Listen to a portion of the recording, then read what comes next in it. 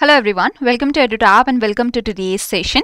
So today we are going to discuss the most important SEBI circulars from Jan to May 2024 in just one video. So here we are going to focus more on the April to May 2024 SEBI circulars, because you know that the recent months near to the exam, they are more important. So we are going to focus on April to May 2024 SEBI circulars, but do not worry, most important SEBI circulars from the Jan, Feb and March, even those SEBI circulars we are going to discuss, but 80% of the discussion will be around April to May SEBI circulars, and 20% of the discussion will be around Jan, Feb, March SEBI circulars, because in these months even the SEBI circulars that came out were very less. Okay, so you will not be missing out much. So I hope you understand that the most of the discussion we have to understand the SEBI circulars from April, May, June mostly, and June will be covered separately. Okay, now are we going to cover the complete SEBI website? So let me tell you one thing, that is actually not required, because if you see the previous year questions, the SEBI circulars that come in the examination, they are mainly from the news. So if you are covering the SEBI circulars from the news articles, that is more than enough. Okay, as well as another question that I received was that this video, is it going to be important for the SEBI Grade A, for the RBI Grade B, both? So yes, SEBI circulars, the SEBI news articles, they have also been seen in the RBI Grade B examination, in the phase 1, in the phase 2 of the examination. So yes, this video is going to be important for the RBI Grade B as well as SEBI Grade A. So welcome to everyone, good evening, and today we are going to discuss the most important SEBI circulars that you must do from Jan to May 2024 in this single video. So I will be showing you the MCQs, and then we will be discussing the SEBI news or the SEBI circulars that you need to know. So let's get started. Good evening everyone. You can understand that this is going to be more of the discussion. Yes, MCQs are for your practice, for your revision, but we are going to discuss in depth also. I will show you that what is important and how much in depth you have to go. So you will get some of the idea that okay, what we have to cover and how much in depth we have to cover. Okay. So now, before starting with the section, before showing you the first question that we have to discuss, do subscribe to the YouTube channel of EduTap and join our Telegram channel for the PDF of today's session. Okay, so the PDF of today's session you will get in the Telegram channel, for which the link is given in the description box below. Okay, so we are starting with the first question, and as I have told you that we are starting from May, then we will discuss the important circulars of April, then March, then Feb and Jan. Okay, so we are going to go like this, because the May and April months are most important from your exam point of view. Let it be the SEBI Grade A, let it be the RBI Grade B. Okay, so let's get started with this first question. If you have seen this news recently, because May is the most recent month, so I hope that you have seen this in news recently. So try to answer this question. So good evening everyone, good evening. Okay. So first question, I hope you will be able to answer this question. Try to answer this question. Okay. So the question is regarding that the SEBI has introduced a new framework involving the stock exchanges in the administration and the supervision of the research analyst and the investment advisors. That means the stock exchanges can now perform the duty, or can now also work as the RAASB and IAASB. That is, the stock exchanges can work as the research analyst, administration and supervisory body, as well as the stock exchanges can work as the investment advisor, administration and the supervisory body. Okay, now if the stock exchanges are going to become these bodies, so there are some criteria that they have to follow. So which stock exchanges can perform these functions or can become the administration and the supervisory body? So that is, they have to follow some certain criteria. So the minimum number of years of existence as recognized stock exchange should be 15 years. It should be 15 years, not 25 years. Okay. So yes, many of you answered.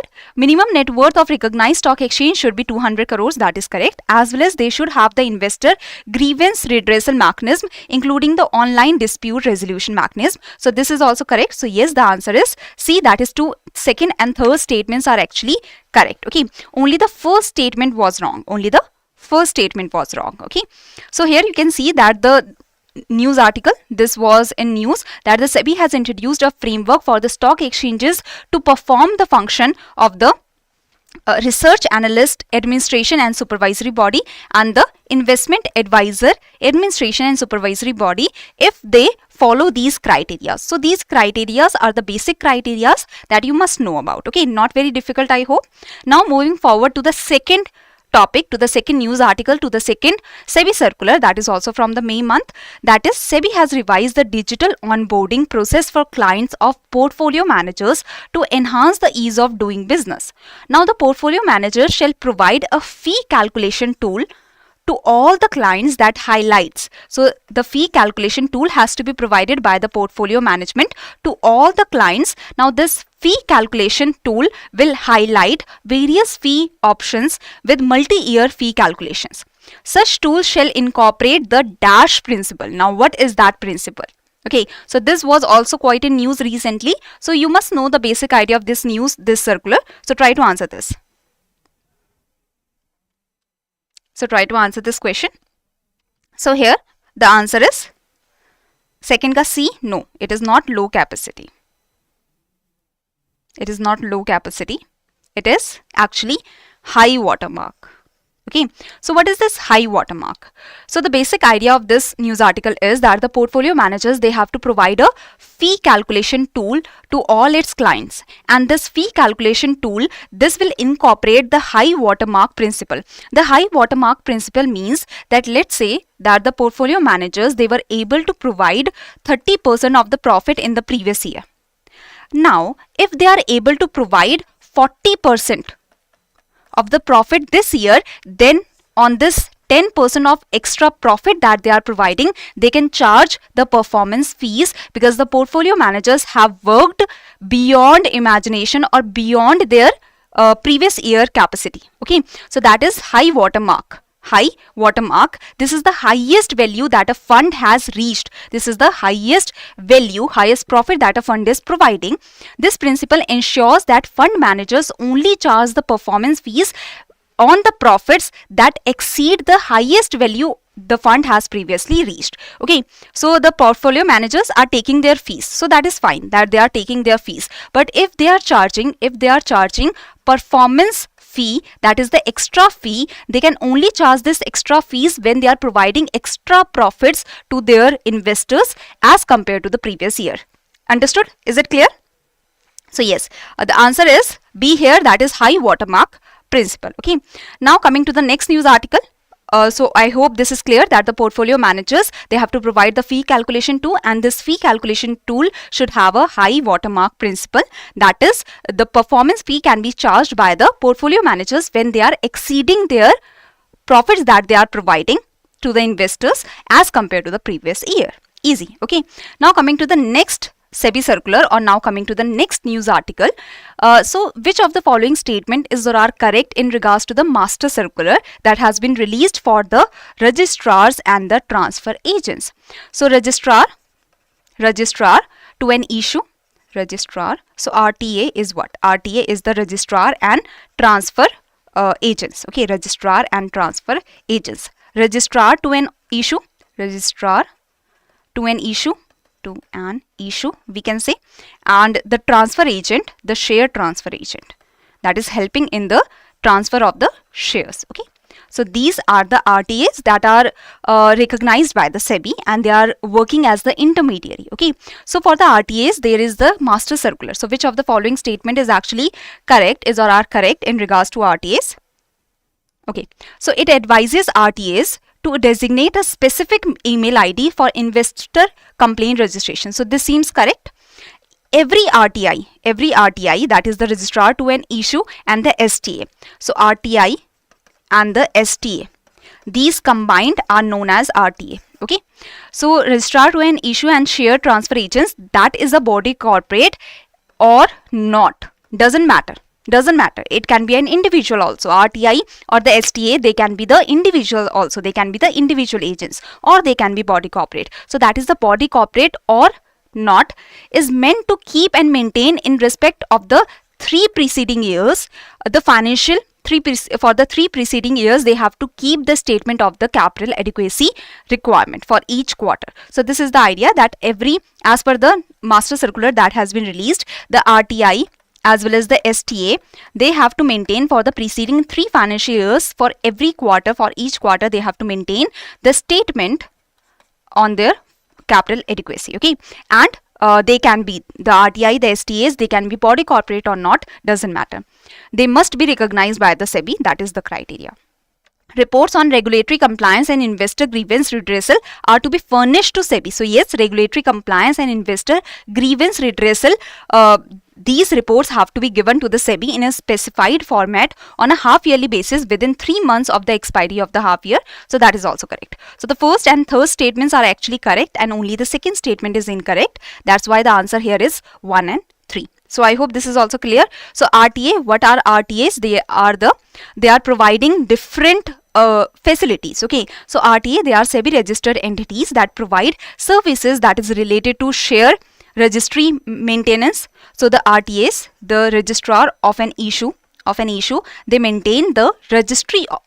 They maintain the registry of the shares, and the share transfer agent, they help in the share transfer, like the IPOs. When the IPOs are released, so these RTA, they are the ones that work as an intermediary for the listing of the shares, okay, as well as they act as the intermediary for in the process of further public offers, listing of debt securities and such.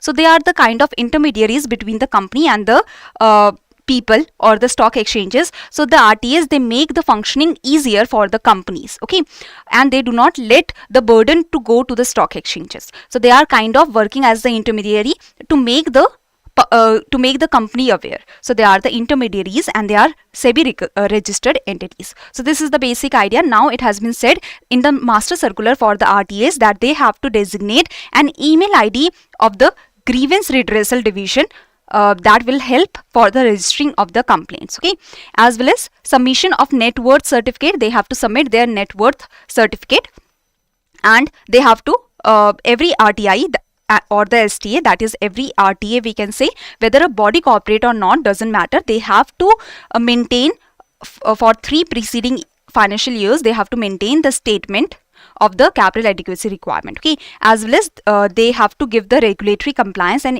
investor grievance redressal reports to the SEBI on the half yearly basis within the 3 months of the expiry of the half year. So let's say your half year is finishing in September. So within 3 months after the September, the report has to be presented to the SEBI. So this is the idea. And when their financial year closes, after each financial year, they have to provide the net worth certificate to the SEBI also.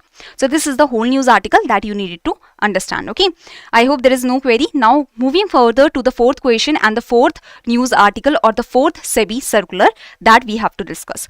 So recently we also discussed this in my Finance 360 session, that a new rule has been released for the alternative investment funds, that each alternative investment fund has to follow certain criteria if they want the certificate of registration.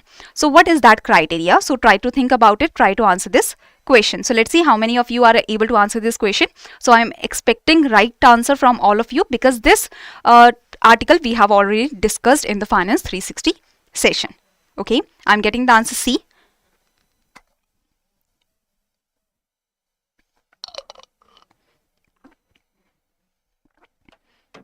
So recently in May 2024, SEBI has introduced a new rule for alternative investment funds that at least one key personnel in the investment team of the AIF manager must obtain the NISM series 11C certification. So that is the idea, that at least one of the key personnel that is present in the investment team of the AIF manager must obtain this particular certification. Okay, the compliance deadline for this certification requirement is May 9, 2025 for the existing AIF schemes as well as those that are pending, the applications that are pending till May 10, 2024. So if the application is pending with the SEBI as of May 10, 2024, or if there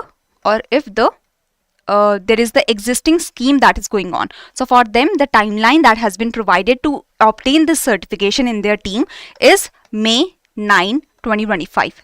But if you are applying for the AIF, if you are applying to become the AIF after this date, then you must have the one key personnel in the investment team of the AIF manager, so that you can gain the registration from the SEBI. So simply, if you have already sent your application before May 10, 2024, so you will get the time period till May 9, 2025 to take the certification, okay, to have one key personnel in your team that have this particular certification. But if you are providing your application for the registration after May 10, 2024, so you already must have the one key personnel with the certification that is required now for the registration. So this criteria, this certification from the NISM has become the eligibility criteria for obtaining the registration as an AIF to start working as an AIF. Okay, so this is the idea.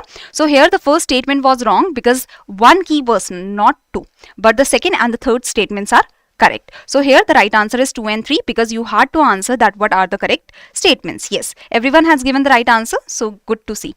So this is the basic idea that we have already discussed, that if you want to have, like, if you are in existing scheme or if you have already sent your application to the SEBI that is pending as on May 10, 2024, so you are getting the timeline till May 9, 2025 to get the certification. At least one key personnel should have the certification. But if you are sending the application after this date, then you compulsorily should have the certification. For at least one member should have the certification in the team. Okay, so this is the idea. Now coming to the next news article, coming to the next circular, so that is the Securities and Exchange Board of India amended the method for calculating the market capitalization of listed companies under the listing obligation and disclosure requirement rules. So what has happened, that is very simple. Okay, it might seem complicated, but it is quite simple. So what is market capitalization? First of all, market capitalization means that let's say there is a listed company XYZ that has listed 100 shares and the value of each share right now is 100 rupees, let's say. So the market value, the total market value of this listed company is how much? 10,000, right? 10,000. So that is the market capitalization. That is the total shares multiplied by the value of the shares. Now, what is the change that has come? As per the SEBI, what is the change that has come in the, what is the amendment that has come in the method for calculating the market capitalization, that you have to tell, and which committee is behind this kind of change in the calculation. So I'm getting the answer B and D. So Shubham is saying D, Nilesh is saying B. Now I'm getting A also. So let's see how many of you are correct. And here the answer actually is Shubham is correct. Okay, so answer is D here. Why is it so? Let me tell you. So the new method uses a 6 months. See, before what was happening, that the market capitalization was done on this basis, that 100 shares you have released, this XYZ company has released, and the current market price of the share is 100 rupees. That means the 1 day price was taken. Now this was complicated because 1 day price is taken. What about the previous months?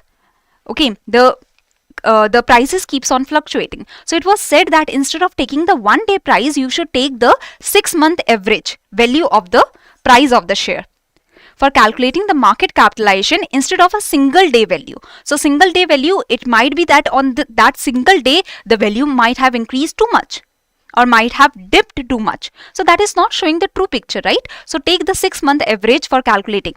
Take the 6 month average of the price of the share for calculating the market capitalization. The new amendment will come into force from December 31st, 2024. That is by the end of this year. Okay. An expert committee chaired by Shri S.K. So here, the S.K. Mohanty. So the expert committee was chaired by SEBI's former whole-time member S.K. Mohanty, and he, like his committee or the committee, has given the recommendation that this kind of thing should happen, that instead of taking the 1 day price or instead of taking the single day value, the value should be taken for a 6 month period. So average market capitalization should be taken out. Okay, so that is the idea. An average of market capitalization figures over a reasonable period of time, that is 6 months, that should be taken. So the new amendment would come into force with effect from December 31st, 2024. So why is it so? Why December 31st? Why not 1st January or 31st March or something? So this is because, see, what has happened that the now we want the market capitalization of the companies, right? So for that 6-month average is being taken. So from 1st July to 31st December 2024. For this time period, 1st July 2024 to 31st December 2024, for these 6 months, the average value will be taken and the average market capitalization will be brought out, and that will be released on December 31st, 2024. So the cutoff date is actually December 31st, 2024, and that's why that is also the date from which the new amendment is coming into force. And what do the SEBI do with the market capitalization?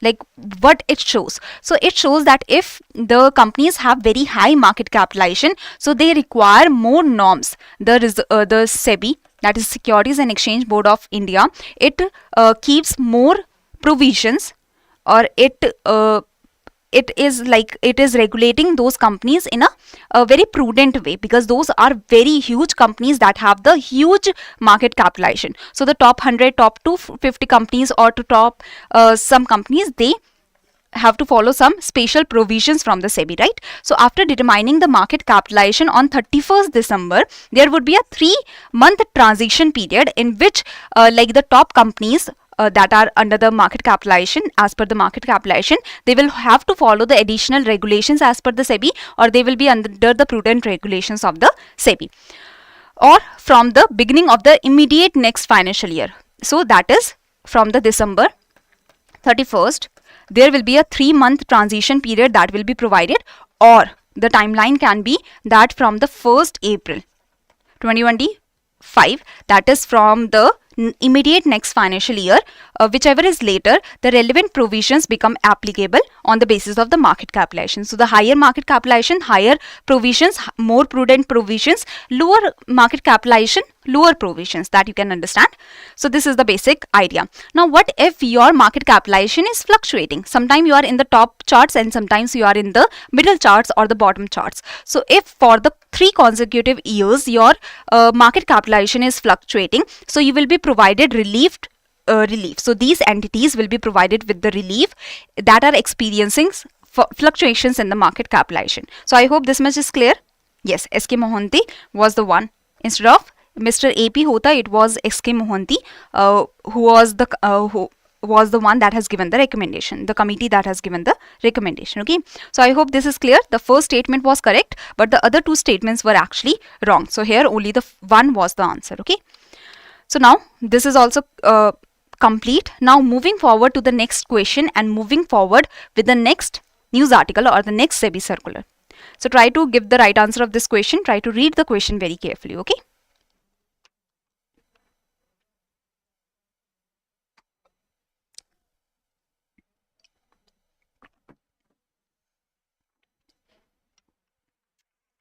Okay. So now, see, wherever if you are facing any confusion, you can ask me at that time only, so that I can clear your query. Because I'm taking this session to make you aware about the most important circulars and to make you aware that how much you have to retain from a news article, right? And if you are not able to understand, so there is no benefit of taking this session. Okay, so make the things clear, because I have made this PPT, I have brought this session for you so that you have clarity in SEBI circulars. Okay, so now coming to the next question, that is, a new master circular has been released for the stockbrokers.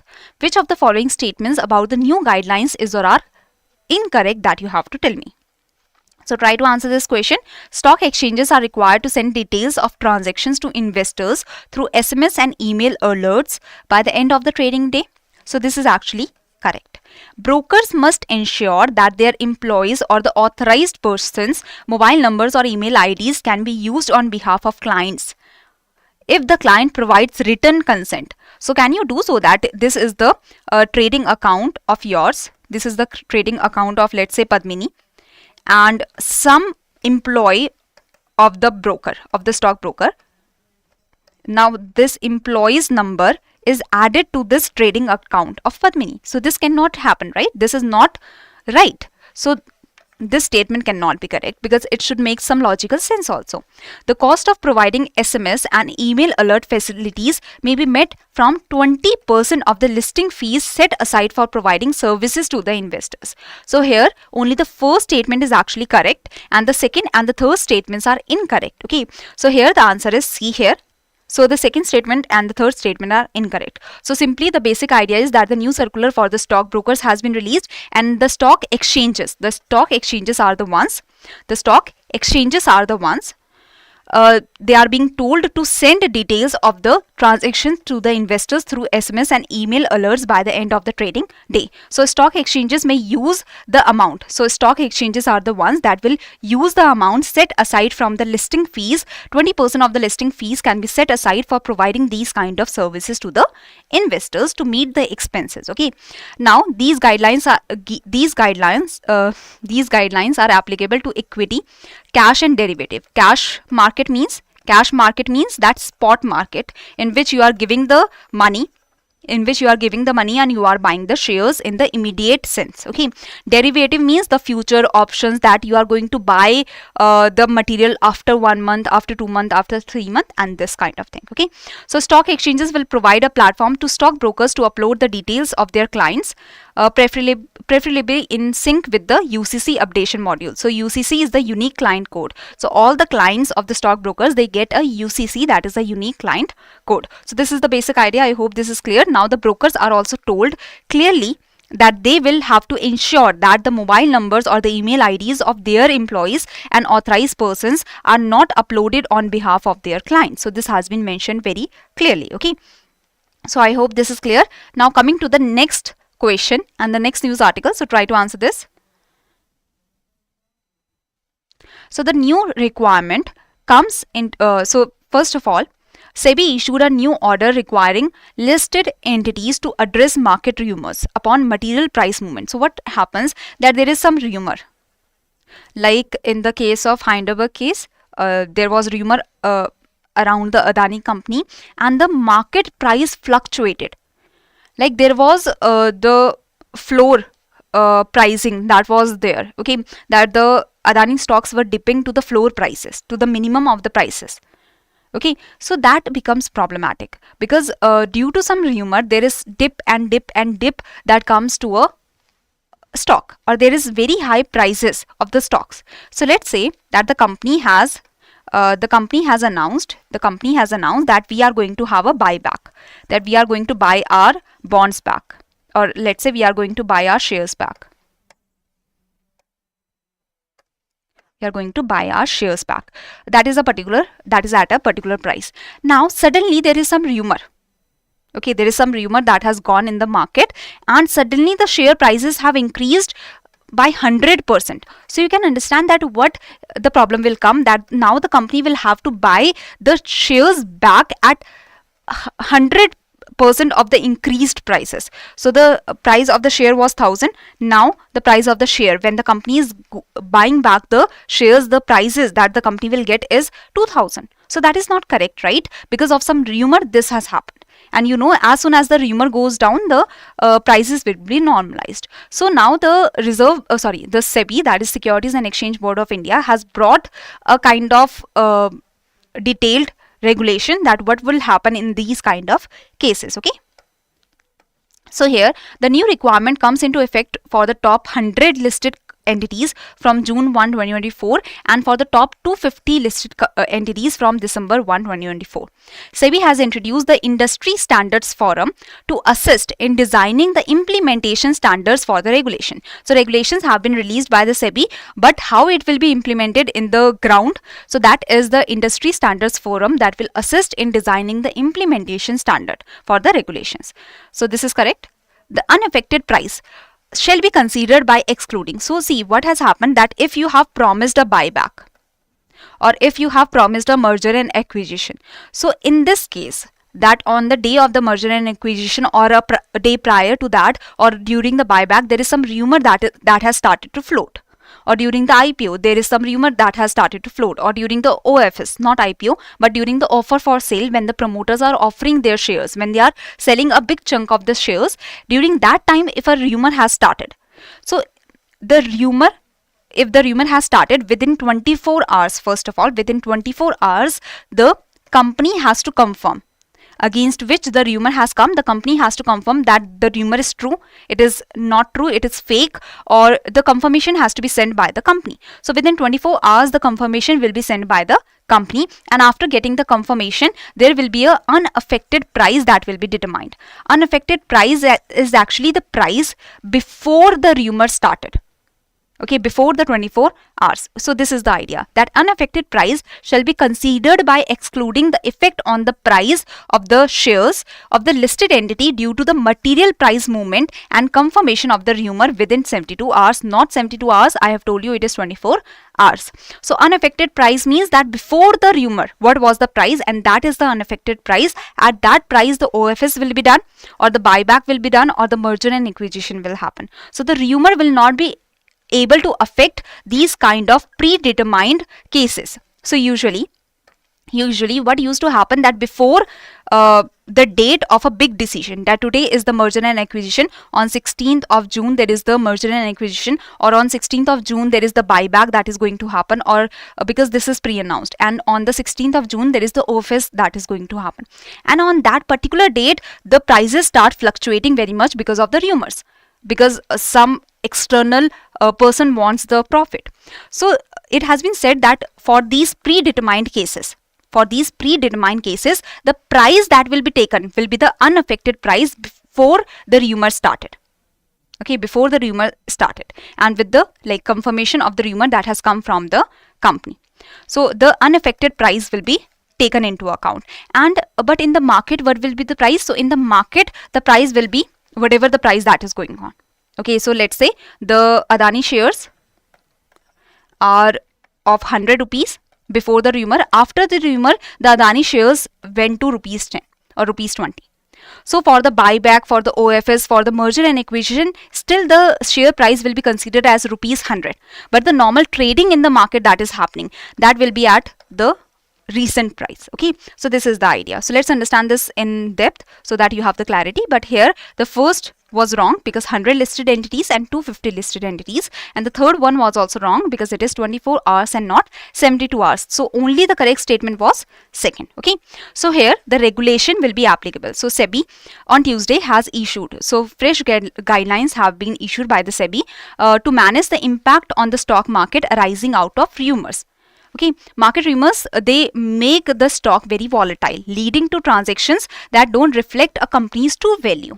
Okay, so the regulation will be applicable to the top 100 companies, listed companies from June 1, 2024, and the next 150 companies. So in total, 250 companies from December 1, 2024. According to the regulator's guidelines, such listed entities are required to verify the market rumors upon if the price fluctuations are happening, if the price movement are happening. So within 24 hours, the company has to, the listed entity has to verify the market rumor, it is true or it is fake. Okay. So this is the idea. Now, what is the case of the unaffected price? So SEBI has introduced the concept of unaffected price to disregard the unwarranted stock price movement due to rumors, and this is for the cases of the OFS, for the case of the let's say buyback of the securities, merger and acquisition and such. For the first time, SEBI has developed a price protection framework to disregard the unwarranted stock price movements for the previous decisions that have been taken. Okay, if any relevant rumor is clarified by the listed entity within 24 hours, the corresponding effect of the price movement is discontinued while computing the volume of weighted average price used in the open offer pricing during the deals. So simply, if the offer has already been made, that is offer for sale or the buyback, so predetermined decisions are there, and seeing these predetermined decisions, there are suddenly the rumors that are popping up, so that has to be curtailed, right? So for that, there will be unaffected price. This unaffected price will be applicable for a period of 60 to 180 days from the date of the rumor confirmation based on the stage of a transaction, that this predetermined decision, what stage it is in. Like it will take, like merger and acquisition, it will happen after, let's say, 90 days. So for the 60 or 180 days, the unaffected price will be taken only for these merger and acquisition or for the predetermined decisions. Okay, so this is the whole idea. SEBI has introduced the Industry Standards Forum to assist in designing of the implementation standards, and this is the SEBI for the mergers and acquisitions, and for the OFS and such, there will be unwarranted stock price movements. If it is happening, unaffected price will be taken. Okay, any confusion now in this? Any confusion here? Or the thing is clear? So here the basic idea is what you have to remember from the exam point of view. These are the 3 points. But I have also told you the background and the idea that why it has been brought. Okay.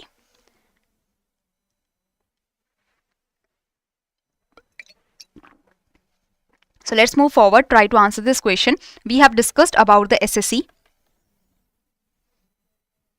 Okay.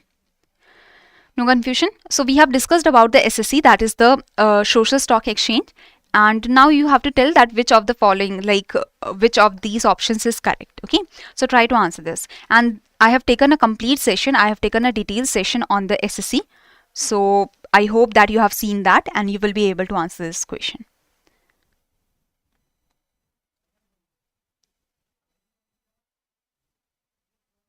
Yes, Dheeraj, we are planning that also. Let me announce it at the end of the session. Okay, 90 days. Yes, very good. 90 days is the answer.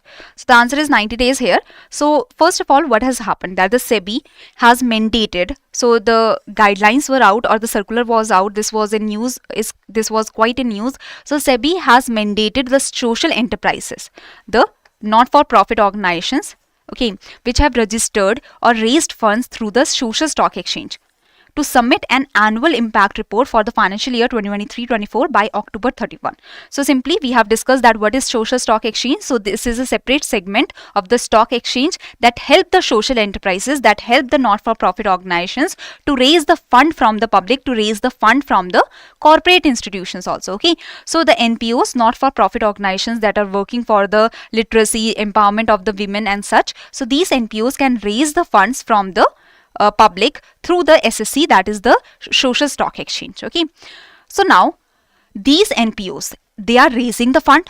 So now how they will be showing their impact in the society, like how they will be answerable. So they have to provide a annual impact report. They have to provide an annual impact report, for which the timeline is, for this year, for this financial year, the timeline is October 31st. As per the general framework that the SEBI has provided, is that all the social enterprises, as per the framework that was released in September 2022, the framework for on the social stock exchange, generally the social enterprises have to provide the annual impact report within 90 days from the end of the financial year. But this time there is the extension of the time that has been given for the annual impact report. Okay, annual impact report is it shows the impact on the society. All the registered NPOs, all the registered social enterprises with the social stock exchange, they are bringing out they are raising the funds. They are not raising the funds, doesn't matter if they are registered with the SSC, they have to provide the annual impact report.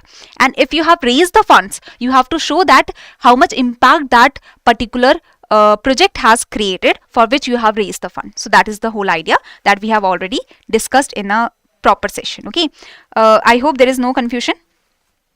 Okay, so annual impact report to the SSC captures the qualitative and quantitative aspect of the social impact that has been generated by the social enterprises. So a registered social enterprises that is not raising the fund from the public, so they have to also show the annual impact that they have created in the society. If you have registered in the SSC and you are raising the fund through the SSC, then you have to show the annual impact generally that you are creating, as well as the annual impact that you have created from the money that you have raised. Okay, so that is also that you have to show. Now coming to the next question, try to answer this question.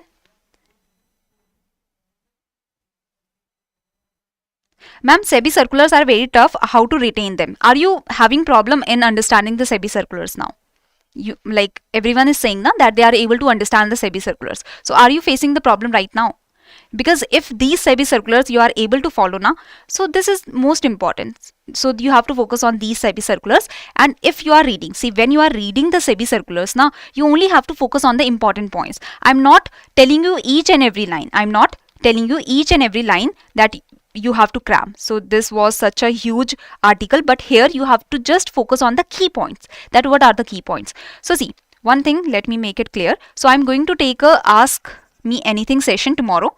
That is particularly because the SEBI Grade A notification is out. So I know that most of you are confused about SEBI circulars, finance current affairs. The RBI students also, the RBI Grade B, for the students that are preparing for RBI Grade B. So tomorrow attend the Ask Me Anything, and we will discuss that how you have to approach different things. Okay, so you can ask me any doubts, but in the SEBI circulars you do not have to worry about it. You do not have to go in depth as compared to RBI notifications, in which you have to go in depth. In the SEBI circulars you do not have to. Okay. Okay, 7 lakh. Okay, so this also we have discussed that there is a beta version. See, what happens, there is a beta version of the settlement calculator. So under the SEBI, let's say there is a listed entity. Now it has broken some rule, or there is a case that is going on that this listed entity might have broken the rule. So there is a case like you might have stolen the money, or you might not have. You might not have. Similarly, this listed entity might have done this mistake or might not have. So if you are going through a trial, you have to hire the lawyer, or you have to again and again give the answers to the SEBI, or you have to again and again go to the SEBI office and such. So rather than going through the trial, you are saying that, okay, I'm not accepting this mistake, I'm not rejecting this mistake, I'm just giving you money. So mitti pao, right? Just leave the trial. So that is the idea, that settlement can be done without accepting the mistake. So that can be done. So what is the idea here? That settlement calculator has been released by the SEBI. This is the beta version, and here it has been said that the minimum indicative settlement amount is 3 lakh rupees for the first time applicants and 5 lakh rupees for the others, for the second, third time applicants. At the a first time applicant is a person against whom no order has been passed by the adjudicating officer of the SEBI or by the SEBI, or who has never obtained a settlement order from the regulator as on the date of the present application. The amount increases by 20% if multiple proceedings arise from the same cause of action. So if you have done this particular mistake, XYZ mistake once, you are doing it again, so if the same mistake is happening, your amount that you will have to pay for each of the settlement will keep on increasing by 20%. So this restrain the listed entity to do this kind of mistake or do this kind of thing. Okay, so here this third statement is correct, the second statement is also correct, only the first statement is wrong because it is 5 lakh not 7 lakh. Okay, sorry, it is 7 lakh not 5 lakh. So here the answer is B, that is 2 and 3 only. So the correct statements are second and third. So let me give you a complete idea that the settlement mechanism is under the SEBI. An alleged wrongdoer, that the listed entity might have done this mistake or might not have, they can settle a pending probe, a pending trial with the SEBI without the admission, without accepting the mistake or without denying the mistake. Okay, so application for the settlement can be sent by the listed entity, by the person. Now in order to simplify and provide clarity and the transparency in the process, that how the settlement amount is being brought by the SEBI, that why this particular 1 crore of the settlement amount or 10 lakh of the settlement amount is taken from this particular listed entity. So there is a complete, or there is a clarification, there is a beta version of the settlement calculator that has been released by the SEBI, that how we are coming to this settlement amount. So in order to simplify and provide the more transparency in the process of arriving at the indicative settlement amount in terms of the parameters laid down by the SEBI. So the fields have been told that the applicant may identify in terms of violations, that what violation you have done, how many times the violation you have done, what is the past regulatory track record of yours, as well as you have to tell the details of your ongoing proceedings. On the basis of all of these details that you are putting in, your indicative amount will be coming out, that okay, this indicative amount you will have to pay to the SEBI. This is an indicative amount that can be changed by the committee of the SEBI. SEBI settlement committee can change this, can increase this settlement amount this is as per the discretion of the SEBI. They can modify or levy non-monetary settlement terms also. Okay. However, SEBI, as well as there are some cases which are not under the settlement calculator, because you have done such a big mistake that this cannot be overlooked, or you have to pay higher settlement. So for this, the IA, that is the indicative amount, are inapplicable. There is no formula for this, and here the high powered settlement committee will arrive at the settlement amount in cases where the formula for calculating the indicative amount is not present or is inapplicable, because you have done a big mistake. So for that you will have to pay a huge amount, or there are the additional conditions that you will have to follow. Okay, so the indicative amount shall not be less than 3 lakh for the first time applicants, or rupees 7 lakh for others.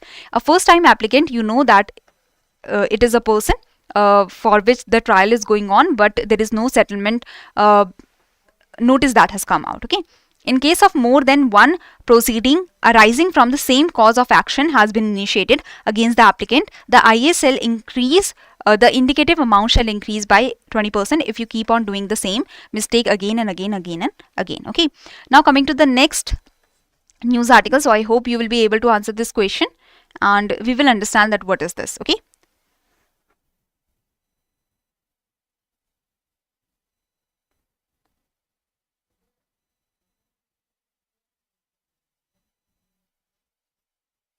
Okay, so I will take your additional queries at the end of the session. If you have any query regarding the topic, you can ask right now, but if you have some additional queries, that I will take by the end of the session. Okay.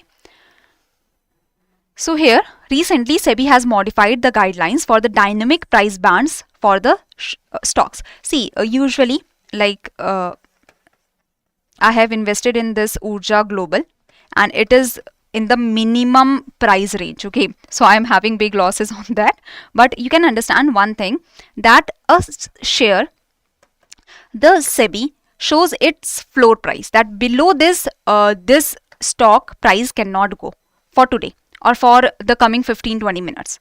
So there is a maximum price and the minimum price bands that are determined for a particular stock. Okay, so a particular stock, for a the particular stock, there are the particular shares, particular scripts, there are the minimum and maximum. There are the minimum and the maximum price range that is determined by the SEBI, and these price ranges can change. So they are the dynamic price ranges. Okay, now how they are determined? First of all, what are the conditions and how they can change? So what are the conditions for that? So recently the SEBI has modified the guidelines for the dynamic price bands for the shares. Okay, so the new rules increase the condition. Let's understand this, then we will come to the question again. So the basic idea is that the SEBI has tweaked the derivative or the cash in the cash market also, that is in the spot market for the shares as well as in the derivative market for the shares, the price band norms have been tweaked. So if there are the dynamic price band, that is the price band that can change, so there are some of the changes that has happened. Let's see that. First of all, in the underlying cash market and the future contracts. So underlying in the cash market and the future contracts, that is the shares or the stocks in the cash market and the future contracts, have start of the day price band of 10%. That is, if yesterday's closing price was 100 rupees, the today's lower band will be 90 rupees and the upper band will be 110. So that is plus minus 10% of 100 rupees. So this is the price band when the market is starting. That let's say this is the XYZ, this is a XYZ company. Yesterday the price of this XYZ company shares was 100 rupees per share. Now the price band, dynamic price band, is 10% plus minus 10%. The lower, that is the floor, and the ceiling has been decided. That means the fluctuation should happen within this range.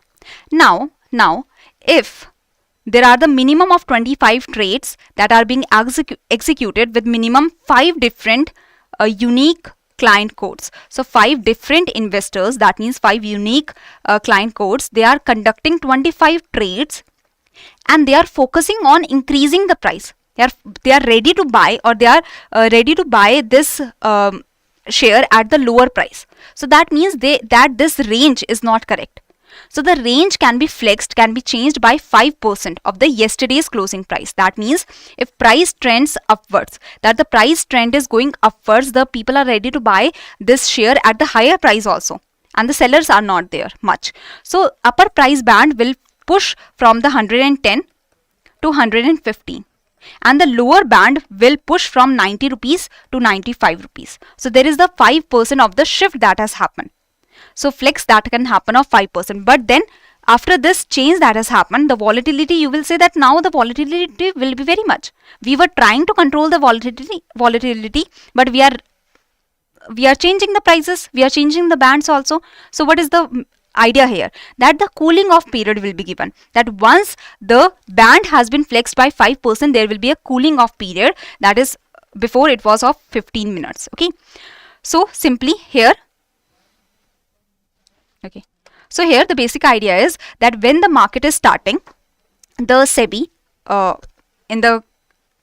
for the shares which have dynamic price bands, so they start with the range of 10% plus minus 10%, that the share price should fluctuate within this. But if 25 trades are happening with minimum of 5 different unique client codes, and they are pushing the prices upwards or they are pushing the prices downwards, so the flex, the change of 5% more can happen, but after that there will be a cooling off period. Okay, so in the even market trends in either direction, upward or downward, the conditions for that is minimum 25 trades with minimum 5 different UCCs on each side of the trade or at above 9.90%. That is to say 25 trades from 5 different UCCs on each side occurred or at 9.90%. The dynamic price band is flexed by 15% from the 10%, 5% extra. So in total 15% is the price band now. Okay, if 25 trades from 5 different, if still the push is coming to the upward price, so again the percentage can change by 5%. That means again the price band will increase by 5%. Okay, but that will be a cooling off period is of 15 minutes only. Okay, now there is the change that has happened in the directions. So what are the directions now? That the cooling off period before was 15 minutes, so still there was a lot of volatility that was coming in the share prices, and in one day there was huge losses or the huge profits that were being made, or there were huge price fluctuations that were coming. So now it has been said that to take care of the issues related to sudden price movement or fat finger error that can be made, so now there should be at least 50 trades that should be happening in a particular direction, that if the share prices are going above, so at least 50 trades should happen that are trying to buy the share at a higher price. Okay, and 10 unique client code. Okay, 10 unique client codes should be there, that 10 different people are the ones that are interested in this share, and 3 trading members, that means 3 stock brokers should be involved. Okay, before there was no limit on the stock brokers, so these were the criterias before. Now the criteria has been changed, that there should be 50 trades with 10 unique client codes and 3 stock brokers should be involved, because one stock broker might try to manipulate the market, so at least 3 stock brokers should be involved. Then the price band can be increased. So that is for the first 2 instances, that is within the same day, this is the starting of the price band, 10% plus minus. So within the same day, if the prices are being increased, if there are more demand of the shares, the prices are being increased, so the first flex of the price band will happen by 5% with the cooling off period of 15 minutes.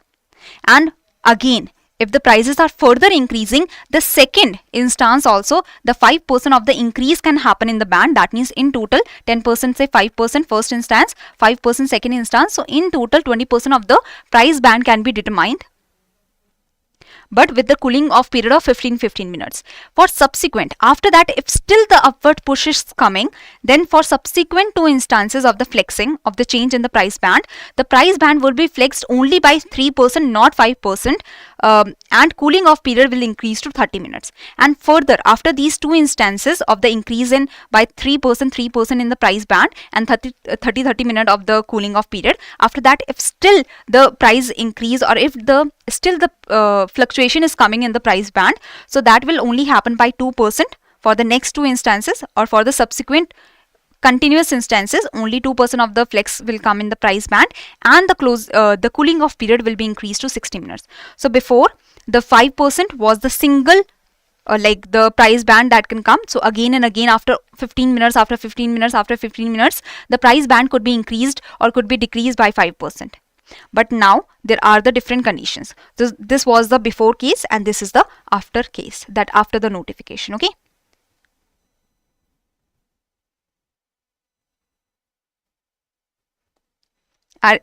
Is it clear?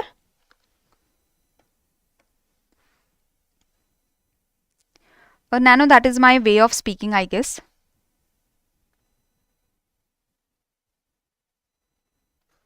Any confusion here?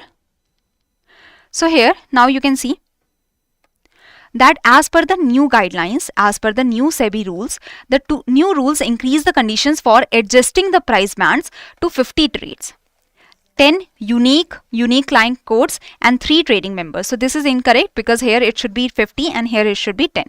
For the first two adjustments, the price band will be flexed by 5% after 15 minutes of the cooling off period. The 5 minutes if the adjustment occurs in the last half hour of the trading. So if there is only half hour that is left for the trading, then the 15-minute cooling off period will not be there. The 5-minute cooling off period will be there. Okay.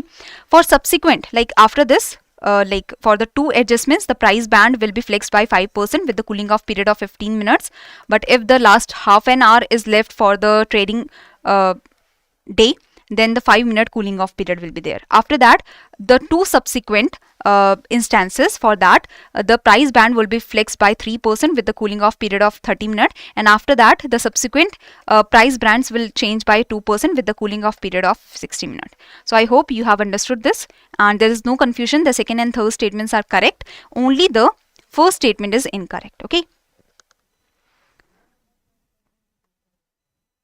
Okay, so new guidelines, these are the point of the new guidelines. Okay, that the new guidelines are saying, guidelines are saying that there should be 50 trades that should be happening in a particular direction with the 10 unique client codes and 3 trading members, with the 3 trading members. Okay, so this is the point. And to manage the volatility, if the 50 trades are happening, 10 unique client codes and the 3 trading members are making the prices to increase, or they are pushing the prices upwards, they are trying to buy the shares at the higher price. So the flex of the price band will happen by 5% in the two instances with the cooling off period of 15 minutes. But after that, the price band will increase by 3% for the two coming instances, and this will increase the cooling off period will increase by 30 minutes. And then if the price band has to increase, so that will increase by 2% and with the cooling off period of the 60 minutes. So the cooling off period has been increased in a calibrated manner and the flex of the price band has been decreased in a calibrated manner so that the price movements can be contained in a day. Okay, is it clear now? So now coming to the next question, if there is any confusion in the previous article, so kindly ask me. Any confusion in the previous case?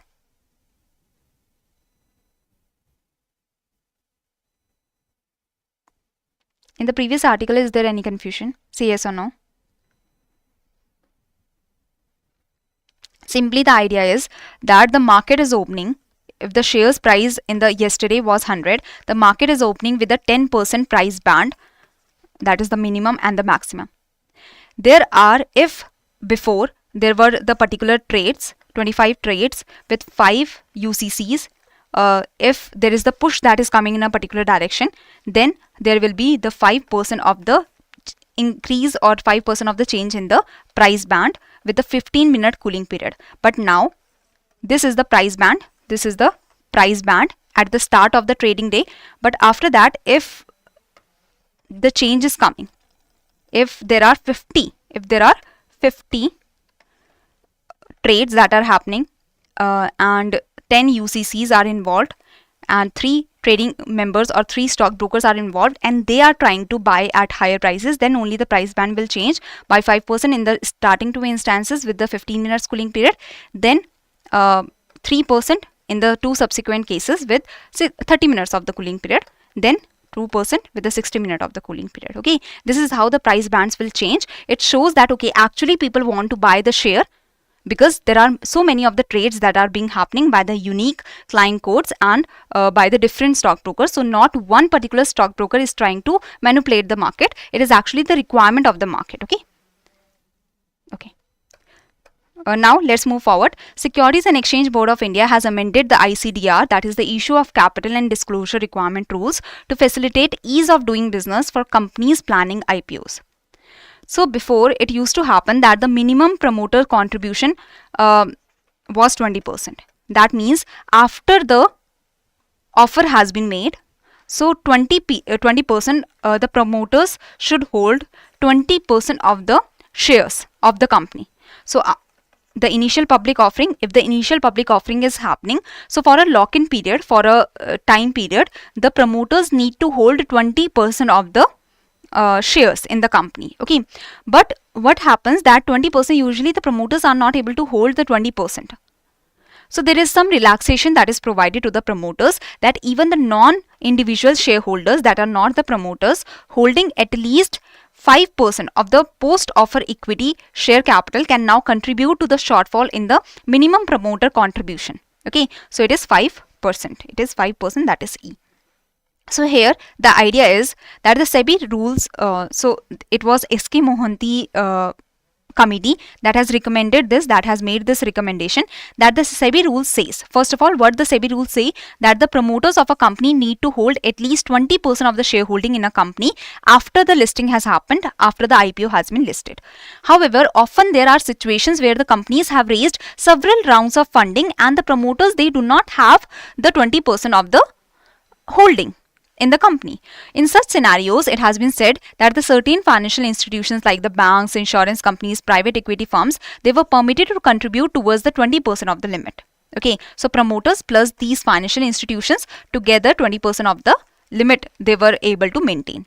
But now the SEBI committee, that is the S.K. Mohanty committee, proposed to allow even certain non-individual shareholders to contribute towards the limit also without being identified as a promoter. They should not be identified as a promoter, but they can help in meeting the criteria of the minimum promoter contribution.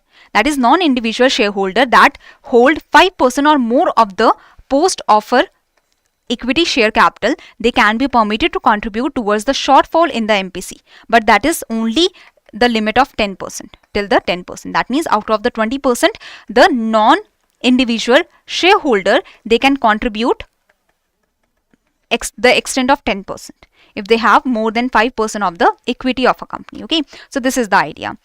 So this is the recommendation was given in January. And this recommendation was again in news in May, because this has been finalized that yes, the non-individual shareholders, if they have at least 5% of the shares after the offer has been made, they have still 5% of the shares, they can be used, this amount can be used to calculate the minimum promoter's contribution. Okay, and this will be in the lock-in period after that. So this is the idea. Now coming to the next article. Is there any confusion? You can ask, otherwise try to answer this question. This is very easy. We have discussed this also in the sessions. Okay, so try to answer this. That recently in April 2024, SEBI launched Scores 2.0 to enhance the efficiency and user friendliness of the investor complaint redress mechanism. Which of the following is not a feature of the newly launched Scores 2.0? So that you have to answer that which of the following is not a feature of newly launched Scores 2.0. So yes, very good. So D is the answer here. So see, standardized timelines are 21 calendar days within which the complaint has to be addressed. Auto routing of the complaints happen to the concerned regulated entity for the resolution. So if it is the complaint against the stockbroker, so the complaint will go to the stockbroker. If the complaint is against the depository, it will go to the depository and such. Okay, so auto routing of the complaint happens to the concerned regulated entity of the SEBI. Monitoring of timely resolution of complaints by designated bodies, so like the mutual funds. Okay, they are monitored, or they are under the Association of Mutual Fund of India. Okay, so they are under the Association of Mutual Fund in India. So this is the designated body for the mutual fund, you can understand. Or the listed entities, the listed companies, they are under the stock exchanges. They are under the stock exchanges. So stock exchanges can monitor the timely resolution of the complaints by the listed company. So monitoring happens by the designated bodies. So the listed companies, they are giving the answers on the timely basis or not. So that is monitored by the designated bodies. Okay, that is monitored by stock exchanges, or for the mutual funds, it is monitored by the AMFI, that is Association of the Mutual Fund in India. Okay, it is not a 3-tier review process, it is a 2-tier review process. So there is a 2-tier review process. So first, if the complaint has to be addressed, so simply the complaint is being addressed by the regulated entity, but if you are not happy with the answer of the complaint, so you can have the first review. First review will be done by the designated body. So the listed entity has given you the answer, but you are not happy with the answer, so you can have the first review done by the designated body, that is stock exchange in this particular case. Okay, then the second review will be done by the SEBI itself, that you are not happy with the answer of the designated body also, so you will go to the SEBI and the second review will be done by the SEBI. So there is a 2-tier review process that happens for the complaints. So this is not correct. Integration with the KYC registration agency database to facilitate easier investor registration. So that is correct. Okay, so here 1, 2, 3, and this is correct, this is wrong. So D is wrong because it is a 2-tier process, not a 3-tier process. First review is by the designated bodies, second review is by the SEBI. Now coming to the next question. So this also we have discussed in the sessions that I took in the Finance 360. So try to answer this question.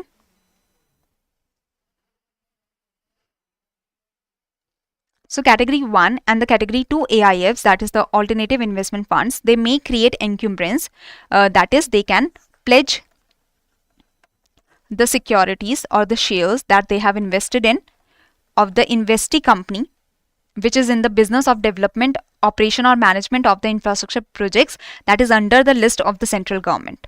Okay, which of the following statement is correct in this regards?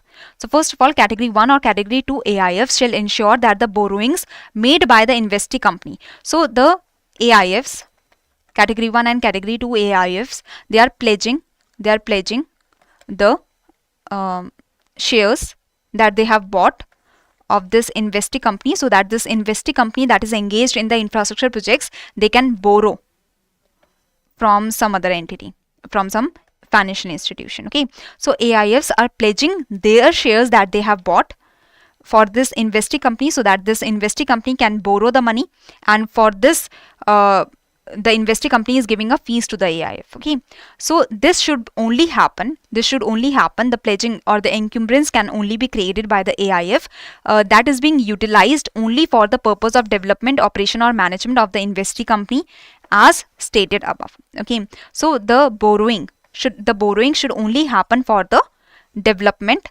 operation or management of the infrastructure projects, because the SEBI wants to boost the infrastructure projects. So the SEBI has allowed the AIFs to pledge the securities that they have bought, that the AIFs have bought for the investee company, so that the investee company can take the borrowings. Okay, so simply the AIFs, let's say XYZ AIF has bought the shares of this company AB, and this shares, the XYZ AIF is pledging this share so that the AB company can take the borrowing from the financial institution. Okay, so now this AB company should put this borrowings only for the purpose of the development, operation or management of the infrastructure projects. Okay, so that the infrastructure can be boosted in the country. If the encumbrances were created on securities of investee company as stated above, and consent of all investors in the scheme. So what should happen, that if the encumbrances were created before the directions came out, so the confirmation has to be taken from all investors by October 24, 2024. If consent of all the investors is not obtained, then the encumbrances have to be removed by 24 January 2025.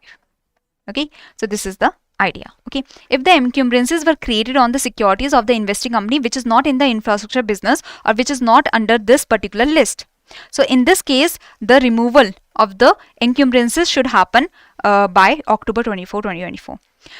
The duration of the encumbrance created should be as per the investment. So if you have done the investment for the 3 years, or let's say the investors have done the investment in the AIF for 3 years and the AIF has bought a particular share, so the investors will get the benefit for 3 years. So the pledge should also happen for 3 years only, because the new investors that will invest in the new AIF, that might not be happy with the pledging. They might not consent with the pledging. So the pledging should happen only, or the encumbrance can be created only for the time period of the AIF, of the scheme that is going on. Okay, in case of default of the borrower investee company, so if the borrower has defaulted, if the AB borrower has defaulted, in this case the liability will fall on the AIF. The loss will be of the AIF because the shares were pledged as the collateral. So if the shares are pledged as the collateral, so this will be the loss in the AIF, but the loss should only be that amount only, that is of the share. That means extra loss should not happen. In case of default by the borrower, category 1 or category 2 AIF shall ensure that the fund or its investors are not subject to any further liability over and above of the shares of the equity of the borrower company that is pledged. Okay, so this is the idea. So first, third, D and E, these statements were correct. The B statement was incorrect because it should not be October 24, 2025. It should be January 24, 2025. So that is the idea. Yes. So this is the complete idea, that if the encumbrances, if the pledging is happening, if the AIF is pledging its shares so that the XYZ company can borrow, this investee company or the company that is engaged in the infrastructure business that is listed as per the central government, so this company can borrow. So the AIF is pledging the shares as the collateral for the borrowing of this investee company, and so the consent has to be taken by all the investors.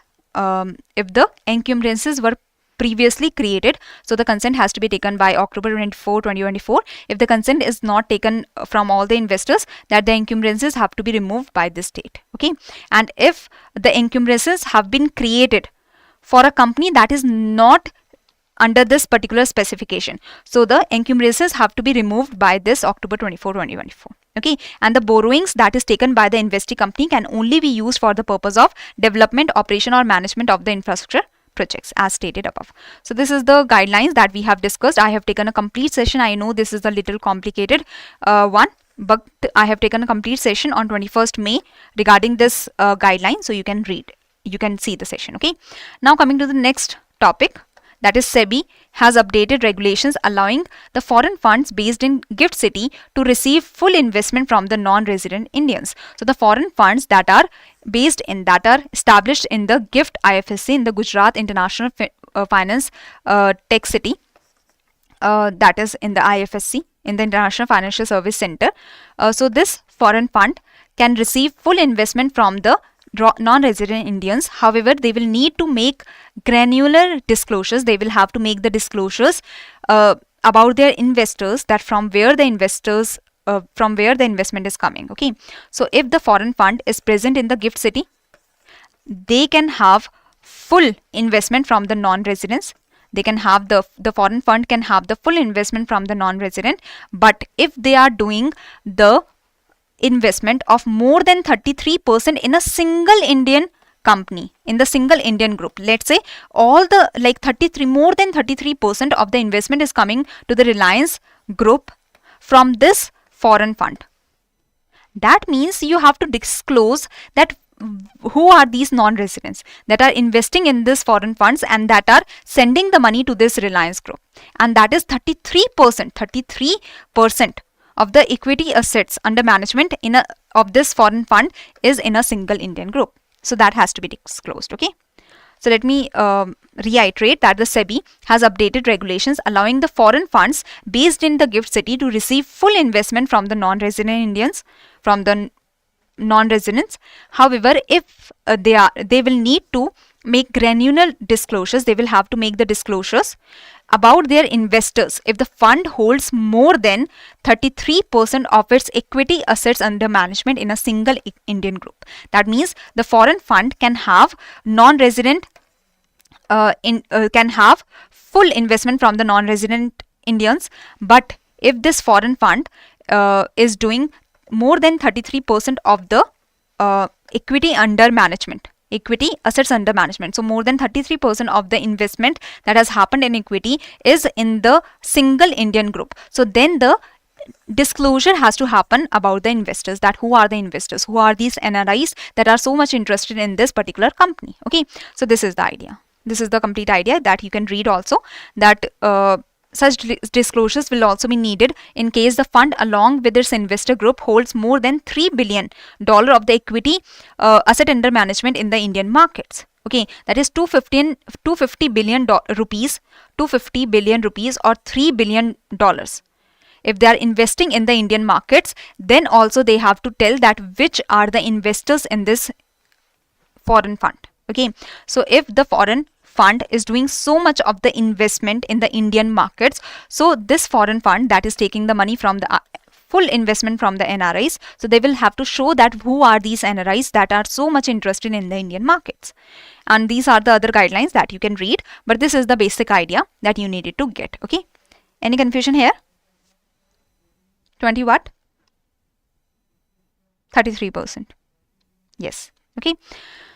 So SEBI has approved a new option for venture capital funds, so you can read more about this. The passive funds like the mutual funds, because you are not investing directly, you are just putting the money in the mutual funds, and the mutual funds, the managers, they are investing your money, right? So passive funds like the mutual funds at the GIFT City can now invest up to 35% of their assets in the sponsor group companies compared to the previous limit of 25%. So these numbers, they are a little important, so you can read the numbers, but this is all the idea that you need to get. But I hope this is clear.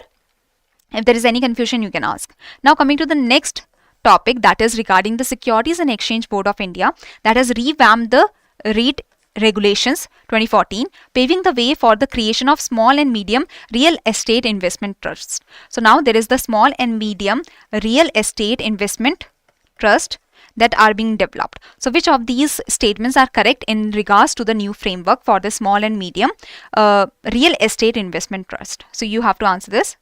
So the first statement is, under the new framework, the small and medium REITs can raise funds starting from 50 crore by issuing units to a minimum of 200 investors. So this is actually correct. The SM REITs are allowed to raise funds only from the Indian investors. This is incorrect, because they can also raise the funds from the non-resident Indians. An investment manager applying for the SM REIT registration, so an investment manager that wants to become the small and medium real estate investment trust, must have a net worth of at least 20 crores, not 200 crores, and at least 2 years of the experience. Okay, so here the first statement was actually correct, the second statement was wrong, the third statement was also wrong, because it should be 20 crores, not 200 crores. So here the first statement is correct, second and third are incorrect. So here D is the right answer here. So as you can see that the Securities and Exchange Board of India has amended the REIT regulations and has introduced the small and medium real estate investment trust, and these small and medium REITs for both commercial and residential properties, they can invest because it is a real estate investment trust. So they can invest in the commercial and residential properties. They can fundraise starting from 50 crores for a minimum of 200 investors. That is 50 crores should be coming from minimum of 200 investors. Okay, they can raise the funds from Indian as well as from the foreign investors, and the investment manager requirement is that the investment manager applying for the SM REIT must have the net worth of at least 20 crores. Okay, at least 2 years of experience in the real estate also. So this is the basic idea in regards to this amendment that has happened in the SEBI REIT. Okay. Yes. So some additional data points that is mentioned here that you can read. If the SM REIT fails to make an initial offer within 3 years from the date of registration, it must surrender its certificate of registration because they are not able to get the money. Okay. Minimum subscription amount of 10 lakh per investor No unit holder shall enjoy superior voting or any other rights over another unit holder within the same scheme. Because if you are buying a single subscription amount, that is the minimum of 10 lakh or some 15 lakh or something, so a unit holder, if you are holding a unit, you will get one vote and something. Okay, so you can read more about this, but the basic idea I have provided you. Special purpose vehicles, what are these? So let's say the SM REIT, it has opened a special purpose vehicle, that is actually another entity. They have another legal right. Okay, so special purpose vehicle is a separate legal entity created by an organization, that is SM REIT is creating a special purpose vehicle, that is a separate legal entity. So SPV is a distinct company with its own assets and liabilities as well as its own legal status also. So usually they are created for a specific objective, often to isolate the financial risk. So SM REIT, it is operating different projects. So for different projects, it can have the special purpose vehicle, so that the different projects, the different financial risk are separated. Okay, so this is the idea. As it is a separate, as the SPV is a separate legal entity, if the parent company goes bankrupt, that is SM REIT, if it is going bankrupt, the special purpose vehicle can carry on. This special purpose vehicle will not sustain the burden, will not have the burden. So this is the idea. Okay, and the special purpose vehicle should directly own all the assets acquired or proposed to be acquired by the SM REIT scheme. So SM REIT, it is receiving the money from the investors, so that money should go to the special purpose vehicles, so that the different projects are having, the different schemes are having different special purpose vehicle, which must invest at least 95%, and 95% of the money should be invested in the assets in the revenue generated properties. Okay, so this is the idea, that the SM REIT, the real estate investment trust, it is receiving the money, it should keep it in the special purpose vehicle, that is for different projects, and 95% of the money should be invested in the assets that are generating the money, revenue generating properties, revenue generating real estate. Okay, now coming to the next question. So let's see how many of you are able to answer this question. An alarming dash Demat account. So from here, January month has started, I guess. Yes, January plus Feb. So we have completed the May, April and the March months. Okay, so only 4 more articles we have to discuss, and then we are finished with this session. Okay, so be attentive and try to hear everything clearly and try to understand. An alarming dash Demat accounts in single holding are missing nomination details according to a consultation paper that has been released. So here the answer is 72.48%. That means 72%, nearly 72% of the Demat accounts in the single holding, they are missing nomination details.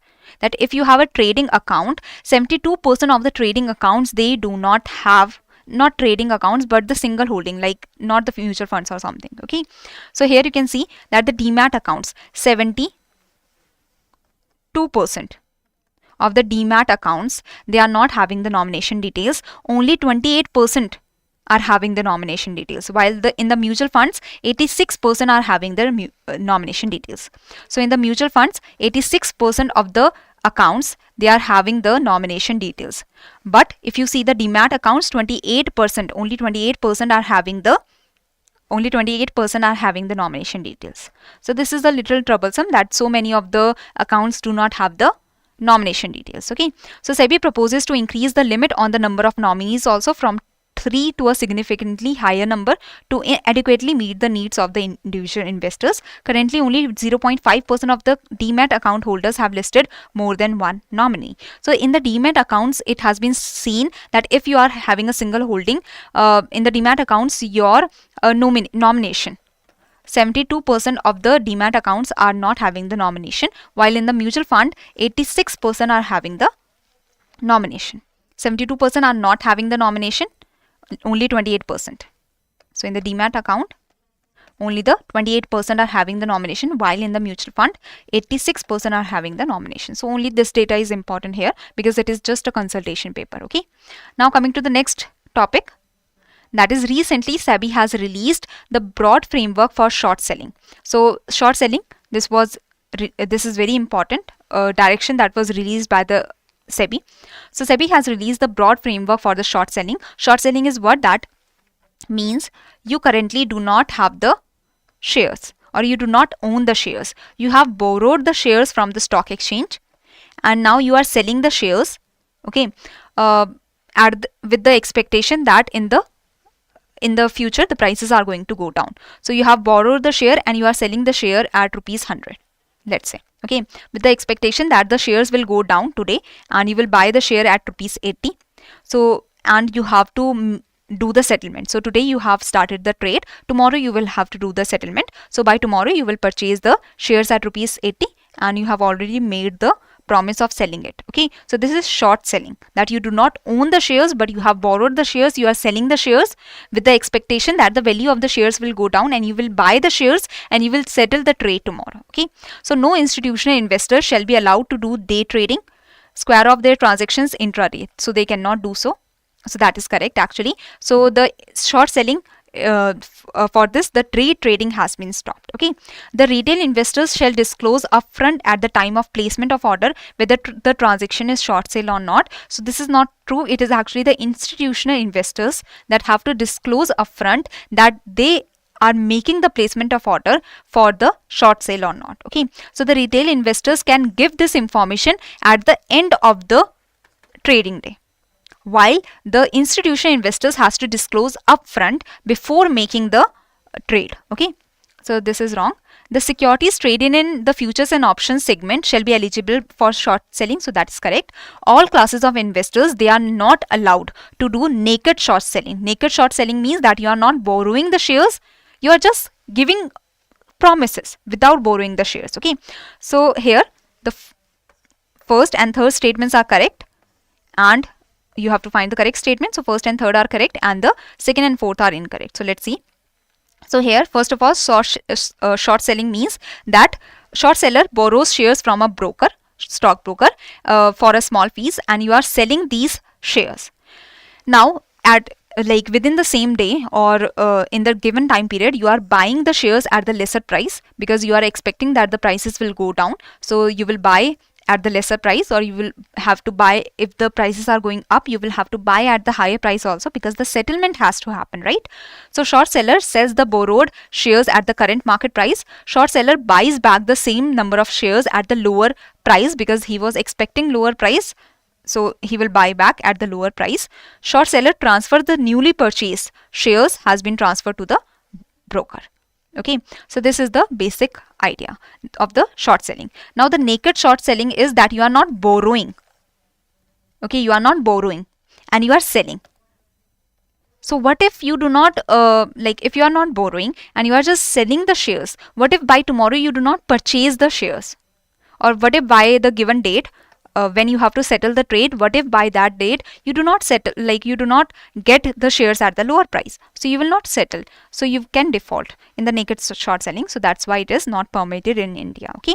So the SEBI said that the investors across all categories, institutional investors, the retail investors, will be allowed for short selling, but naked short selling will not be permitted. Short selling means that you do not own the share but you are selling the share by borrowing the shares, okay. All classes of investors, retail and institutions, are institutional investors, they are permitted to short sell, but they are not permitted to do the naked short selling. The securities traded in F&O segment are also eligible for the short selling. So we have discussed the complete idea about the short selling, but here I am providing you the brief idea. Naked short selling shall not be permitted in the Indian securities market, and accordingly all investors would be required to mandatorily honor their obligation. So they have to borrow the shares so that they are able to settle the trade. Anyhow, even if the prices of the shares, you were expecting the prices will go down, but the prices of the shares are going up, still you have to settle the trade because you have borrowed the shares, so you will compulsorily have to settle the trade. No institutional investor shall be allowed to do day trading, that is square off their transaction on the intraday basis. The institutional investors have to disclose upfront that they have done the placement for the short selling, while the retail investors will get the time of the day end, that at the day end they can do the disclosure. So this is the complete idea, and if you want to understand more about the short selling, so you can see this session, okay. Now coming to the next topic, so try to answer this topic. Try to answer this question. Let's see that if you are able to answer this question.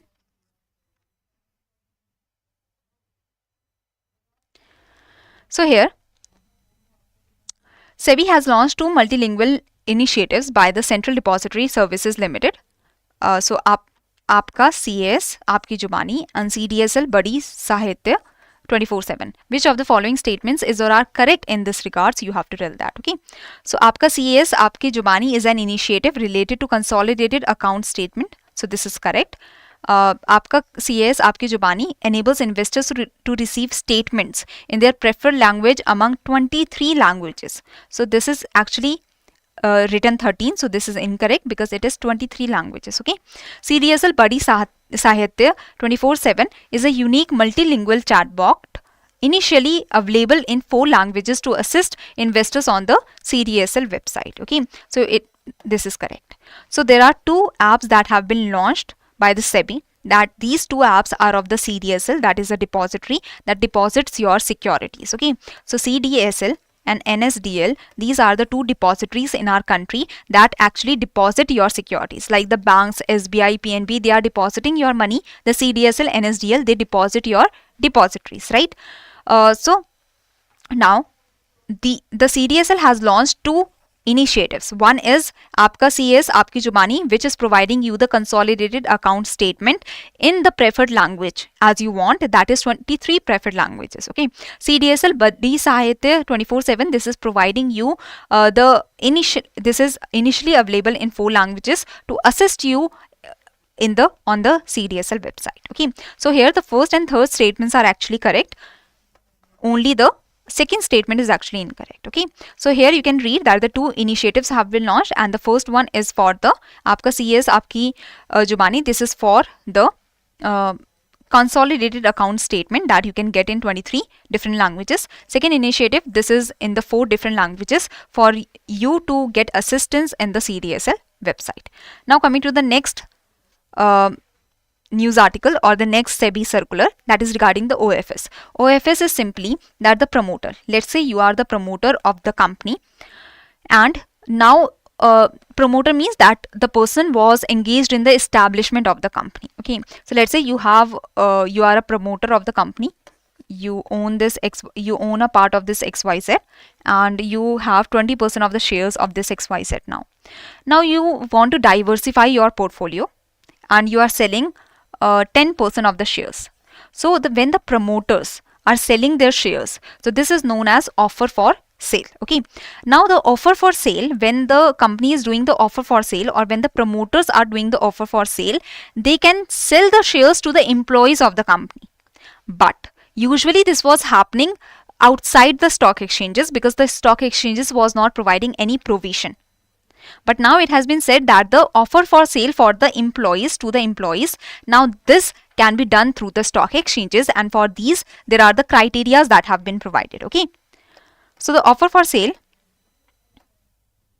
so the promoters of the eligible companies, they shall be permitted to sell their shares within a period of 2 weeks from the OFS transaction to the employees. So first the OFS transaction happens, the promoters are selling their shares to the institutional investors and such. After that, after the 2 week of this initial OFS, then you can sell your shares to the employees through the stock exchanges, but you have to follow some criteria. So which of the criteria is incorrect, that you have to tell me. Okay. So here, yes, very good. E is incorrect. So OFS to the employees shall be on the T+1 day. See, OFS is for a short time period. So only for the T+1 day. That is, trade is initiated. Today you are bidding. Tomorrow you will get the whole amount. In the IPOs, it usually take time. But OFS is usually for the short period. Okay. Along with the retail category, under a new category, there will be a new category, that is employee. So under the employee category, you will do the OFS. OFS will be given to the employees. Okay. The maximum bid that the employee can do is INR 5 lakh. A single employee can do the bid of INR 5 lakh. That is maximum. Each employee is eligible for the allotment of 2 lakh only. So why the bid is happening of 5 lakh? So that is because that if the unsubscribed portion is left, then whoever has subscribed more than the 2 lakh will get the additional subscription. Okay, so maximum bid a employee can do is 5 lakh. Each employee though is eligible for only the 2 lakh of the shares. In the event of under subscription in the employee portion, the unsubscribed portion may be allotted to such employees whose bid amount is more than the 2 lakh on a proportionate basis. Okay, but again, the total allotment cannot be more than 5 lakh even in the under subscription case. The employee shall pay upfront 100% of the margin, because 100% of the amount has to be paid because the trade will be settled tomorrow only.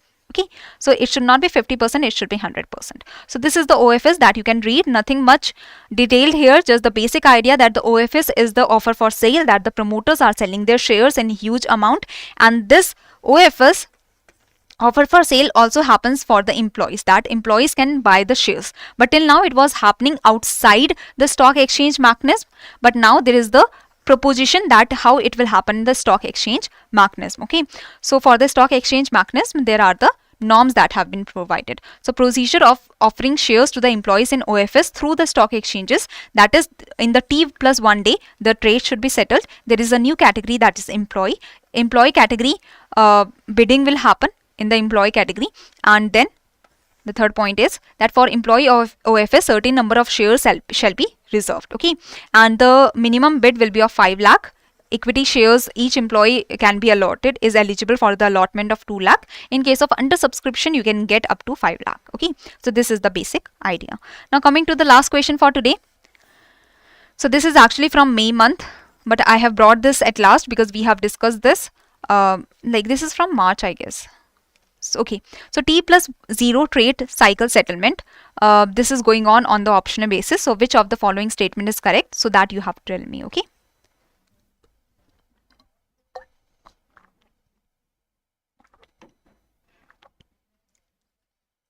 so try to answer this question. See, currently we are following the T+1 settlement cycle. That means today the trade will be initiated and tomorrow the settlement will happen. So today you have said that I want 100 stocks for 1000 per stock, and tomorrow you will get the stocks, tomorrow you will have to pay the amount. Okay, so this is the trade is happening today, the confirmation or the promise is being made today, tomorrow the settlement will happen. Okay, so here I am getting the answer C, that is 1 and 3. So 1 and 3 are correct. Let's see. One continuous trading session for the, now T+1 was going on. Now the SEBI has said that we are going to follow T+0. That means today the trade is happening, today the settlement will happen. This is going on in the optional basis to see that T+0 is relevant in our country or not. As the technology is upgrading, the depositories are working very well. They are able to store the securities in a very fast manner, and they are able to provide the securities in a very fast manner. The bank connection has also improved. So the T+0 is going on in the optional basis to see that Indian market, financial market is able to handle that or not. Okay, so one continuous for the T+0 settlement cycle, one continuous trading session is from 9:15 AM to 1:30 PM, correct? The beta version of T+0 settlement cycle is introduced on the optional basis in addition to the existing T+1 settlement cycle for a limited set of 25 stocks only, not 250. Okay, the price in the T+0 segment will operate with a price band of 100 basis point, that is 1%. Okay, 100 basis point means 1% from the price in the regular T+1 market. So first and third are correct, and here should be 25, not 250. Okay, so 1 and 3rd statements are actually correct. So this we have discussed in a session also, that the T+1 cycle is going on, that was accepted by the market infrastructure institutions. So this was T+1 cycle started in our country. SEBI through a circular dated September 7, 2021 allowed for the introduction of T+1 rolling cycle, and all the stock exchanges, clearing corporation, depositories, they jointly decided to shift to T+1, and this was fully implemented from January 27, 2023.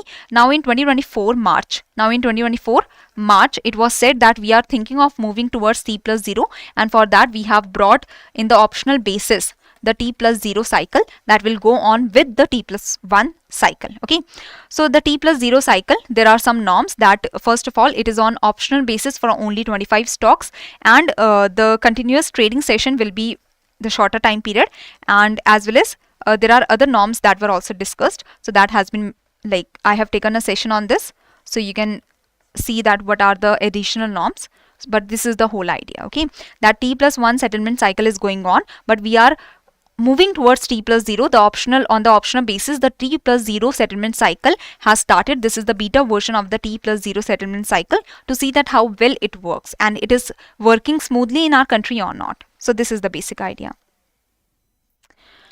So now this is it. Let me show you the website that we have created. So if you go to the edutap.co.in, you can see this website. If you go to the free material, you will go to the blog, and here in the very detailed manner the blogs have been created for your understanding regarding different aspect of the examination. So if you want to know about a particular examination, let's say RBI Grade B, if you want to know about the exam information, exam analysis, the eligibility criteria, cutoff marks, so everything has been provided here. If you want to know about the job profile, if you want to know about the strategy that you can adopt for the government schemes for the different components of the exam, so that is also provided here, and in the detailed manner the blogs have been written, so that you get the complete and the detailed information about the examination and the strategy. If you want to read about the success stories, that how the aspirants were able to achieve their dream, what strategies they followed, so that also you can read from here and understand from here. Now at the end of the page you can join the Telegram channel, and you can click here to join the Telegram channel, and from the Telegram channel you will get the PDF of the sessions. Okay, so this is the channel, this is the page. If you go to edutap.co.in, you can go to the free material, you can go to this blogs, and you can start reading the blogs to understand that what the different exams requirement is. Okay, so this is the basic idea. I hope you will read the blogs to gain more of the knowledge for your examination that you are preparing for. Okay, so if you have any confusion, you can go to this page. Okay, now any confusion, anyone from today's session? RBI circulars from last 6 months, they are already been covered in the RBI with the RBI notifications and such. Okay, so we did the SEBI circulars because they were in news. SEBI circulars because they were in news. So the RBI notifications and the RBI press releases, if there are any RBI circular that is in the RBI notification, then that has already been covered in the sessions. So separately it is not required, because the RBI notifications and the press releases, the session, the monthly revision session, that is for RBI notifications and the press releases, that contains the circulars also. Okay, from the exam point of view, the April, May and June are most important. Okay, April, May, June are most important, and that's why I have brought most of the SEBI circulars from the April and May. You're most welcome, Nitya. So I hope everything is clear. Is there any confusion? Is there any confusion, anyone? So should I close the session if everything is clear? You're most welcome, Sorish. You're most welcome, Ritika. Thank you so much for joining the session, everyone. And do comment down below that if you have any query. So in the comment section, you can tell me if you have any query regarding any of the topic. Okay, for the June month, there will be a separate session that will be brought, in which we will discuss more of the May circulars also, if there are any. Okay, and if you have any confusion and if you want to know the approach, so tomorrow I am taking the Ask Me Anything session, in which first we will discuss the previous year questions and we from the SEBI Grade A point of view. Then we will discuss the approach that you have to follow for the SEBI Grade A for the RBI Grade B. So first we will discuss the PYQs of the RBI notification, SEBI circulars and the finance current affair in the RBI Grade B and the SEBI Grade A. Then we will discuss the approach for the different components in the RBI Grade B and SEBI Grade A, and then you can ask your queries. Any query that you have regarding the components, you can ask. Okay, your next session will be tomorrow at 10 AM. Now there was also one question that for the finance current affairs, Yes, for the finance current affairs, I will be bringing a session on next Wednesday. So next Wednesday, I will be bringing the session on finance current affairs, where we will discuss the core finance current affairs, not the SEBI circulars, not the RBI notifications. We will discuss the finance current affairs from April to June. Okay, April, May, and the June 15th. So that will be finance current affairs that will be released on Wednesday next week at 6:30 p.m. Okay. Vipin, Finance 360 class का Tuesday, Thursday and Saturday 10 a.m. This is the schedule, okay? So thank you very much for attending the session. I hope you enjoyed the session. I hope you learned something from this session. And if you have any query, you can comment down below also, okay? So this is it from my side. If you have any query, you can raise your query. So thank you everyone. Thank you so much for joining the session.